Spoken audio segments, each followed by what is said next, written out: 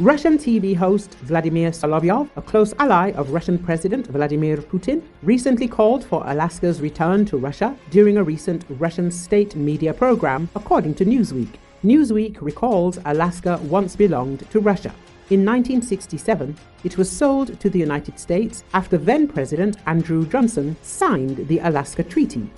It gained the status of a state on January 3, 1959. Alaska and Russia are positioned about 53 miles apart at their closest point. Tensions around Russia and Alaska intensified in January 2024 when reports surfaced that Putin was looking into reobtaining Alaska, reviving an effort pushed by Russian media throughout the ongoing war in Ukraine that Moscow could seize the state.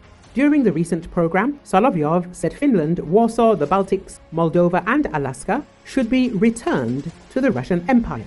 Do you think I'm joking when I mention Finland, Warsaw, the Baltics, Moldova? Everything returned to the Russian Empire, and Alaska too, while you're at it, Solovyov said, in a translated video. According to propagandist Solovyov, Finland, Warsaw, the Baltics, Moldova and even Alaska should be returned to the Russian Empire. They won't stop at Ukraine. The Russian imperialists are insatiable. Anton Gerashchenko, a former advisor to the Ukrainian Ministry of Internal Affairs, wrote on X, "The narrowest distance between mainland Russia and mainland Alaska is approximately 55 miles. However, in the body of water between Alaska and Russia, known as the Bering Strait, there lies two small islands known as Big Diomede and Little Diomede. Interestingly enough, Big Diomede is owned by Russia, while Little Diomede is owned by the US. The stretch of water between these two islands is only about 2.5 miles wide and actually freezes over during the winter, so you could technically walk from the US to Russia on this seasonal sea ice." Keir Giles, a senior consulting fellow at Chatham House, previously told Newsweek, continued Russian approaches toward US airspace are a reminder that while the bulk of Russia's land forces are tied down in Ukraine, its air and naval forces continue to pose a global threat to its adversaries, including the United States. It's another indicator that Russia is readying itself for confrontation with the West beyond Ukraine, and any break in the fighting there, for instance through a ceasefire, will allow Russia to reconstitute its forces even faster without Ukraine destroying them, almost as fast as they are built. Although it remains unclear if Russia will make moves against Alaska. As the Russia-Ukraine war continues, tensions between Moscow and NATO are likely to increase, especially if the alliance's European members bear more of the brunt of support for Ukraine.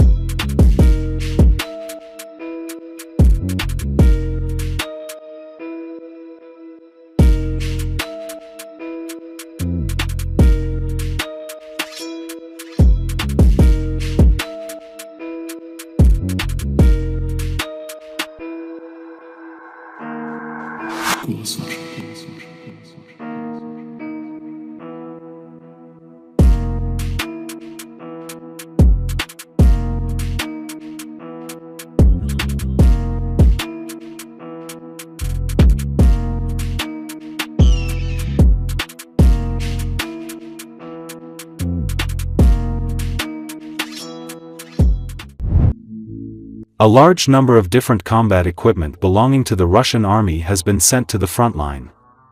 Footage of echelons transporting military equipment by rail was spread on Telegram channels.